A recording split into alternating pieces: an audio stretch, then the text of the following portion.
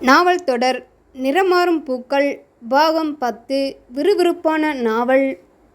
மஞ்சு எல்லாம் சொல்லி முடித்திருந்தாள். அப்பாவும் சித்தியும் ஸ்தம்பித்து உட்கார்ந்திருந்தார்கள். அப்பா எழுந்து வந்தார்.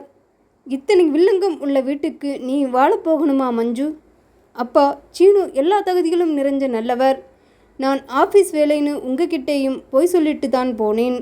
அதுக்காக நான் மன்னிப்பு கேட்டுக்கிறேன். ஆனால் சீனுவோட விரல் கூட என் மேலே படலைப்பா. அவங்க அம்மா அதை விட நல்லவங்க. என்னம்மா பிரயோஜனம்? 30 வருஷமாக அடிமையாக இருக்காங்களே.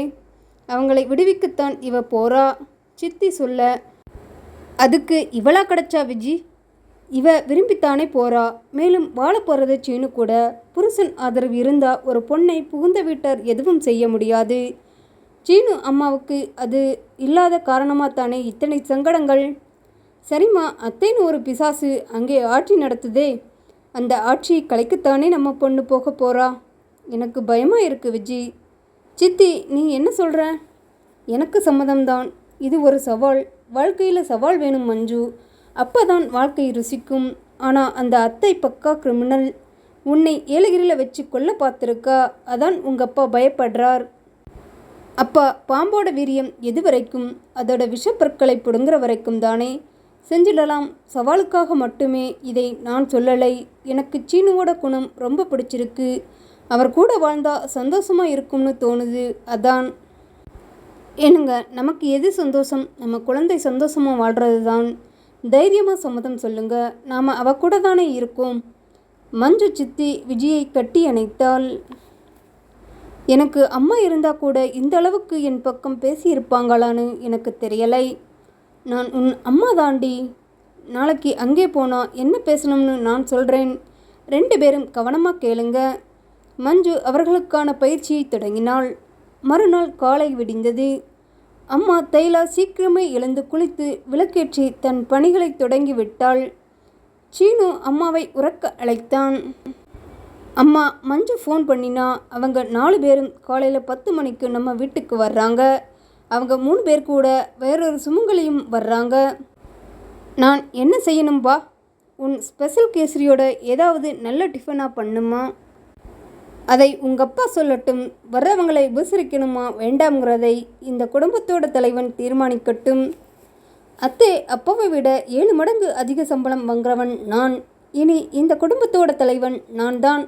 ஆஃபீஸில் பணி ஓய்வு தர்ற மாதிரி வீட்லையும் தரணும். அரசியல் மாதிரி சாகிற வயசில் கூட மந்திரியாக இருக்கிற அவலம் நம்ம வீட்டில் இனி வேண்டாமே. அவன் என்னை வெளியில் போக சொல்கிறானா?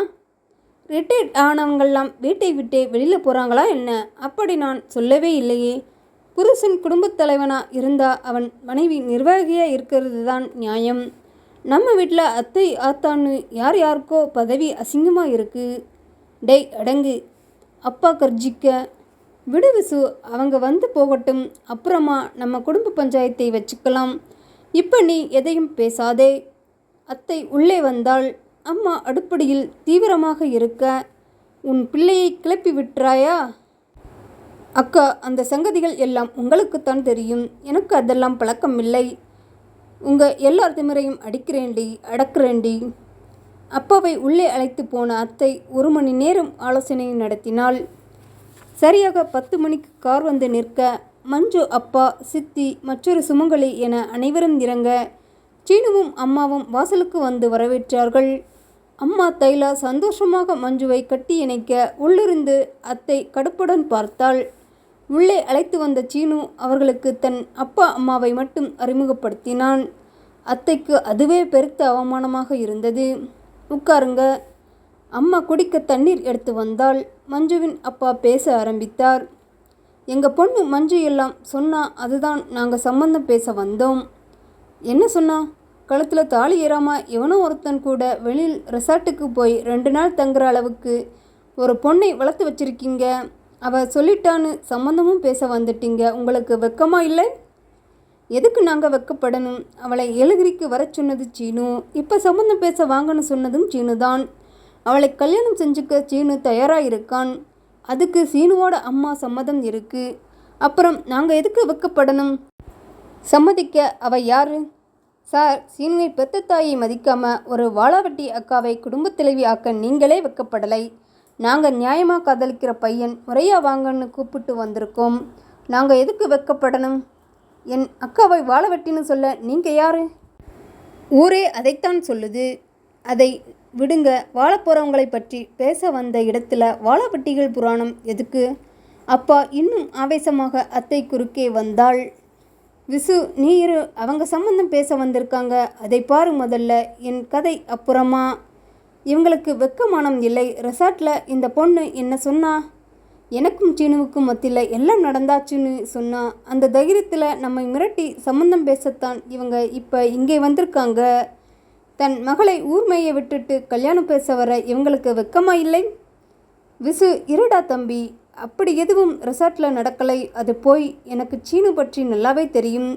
நடந்ததா இவ சாதிச்சா மருத்துவ பரிசோதனைக்கு உட்பட இவ தயாரா?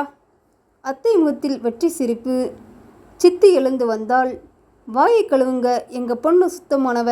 அவ தப்பு செஞ்சதா யார் சொன்னாலும் அவங்க வாயை நான் கிழிக்க தயார். சொன்னது அவதான்.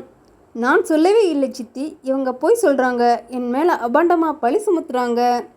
அடிப்பாவி, நீ சொல்லலை? அத்தை சீர, அப்பா எகிற. எங்கத்தை அம்மா மேலே பழி சுமத்த நிறைய பொய்கள் சொல்லுவாங்க. இப்பவும் அதுதான் நடக்குது என்றான் சீனு. எந்த ஆயுதத்தை அத்தை கையில் எடுக்க நினைத்தாலோ அதை மஞ்சு எடுத்து விட்டாள். அத்தை ஒரு நொடி செயலில் இருந்தால், தப்பு நடந்திருந்தா கல்யாணத்தை நடத்தியே தீரணும். அதுதான் நடக்கலையே, அப்புறம் எதுக்கு இந்த கல்யாணம்? அத்தை கேட்க, எதுக்கு இந்த கல்யாணமா? அத்தையே, கொஞ்சம் உள்ளே வர்றீங்களா? நீயும் வா மஞ்சு. சீனு அத்தை மஞ்சு இருவரையும் அழைத்து உள்ளே வந்து கதவை சாத்தினான்.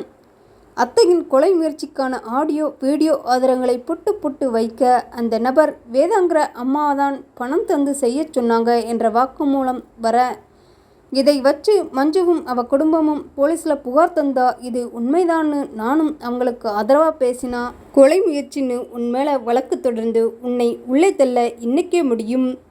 ஒரு பக்கம் இது, ஒரு பக்கம் இந்த சங்கதி வெட்ட வெளிச்சமாகும்போது இத்தனை நாள் உன் காலடியில் கிடந்த எங்கள் அப்பா உன்னை எப்படி பார்க்க போகிறார்? இன்னைக்கு இந்த நொடியில் உன் வாழ்க்கை தலைகீழாகும். பரவாயில்லையா? அத்தையின் ரத்தம் சுண்டி போனது. இந்த எதுவும் நடக்காமல் இருக்கணும்னா மஞ்சு என் மனைவியாகணும். நீயே சம்மதிச்சு எங்கள் கல்யாணத்தை நடத்தணும். உனக்கு ஒரு நாள் அவகாசம். அதுக்கு எதுக்கு? நீ உடனே சம்மதிச்சு வெளியில் வந்தா அது இயற்கையாக இருக்காது. அதனால் நீ மனம் மாறினதா ஒரு நாடகம். உனக்கு வேற சாய்ஸே இல்லை அத்தை. இந்த ஒரு நாளில் நீ ஏதாவது பாலிடிக்ஸ் பண்ணுறதா இருந்தாலும் பண்ணலாம். அத்தை பாதி மறித்திருந்தாள்.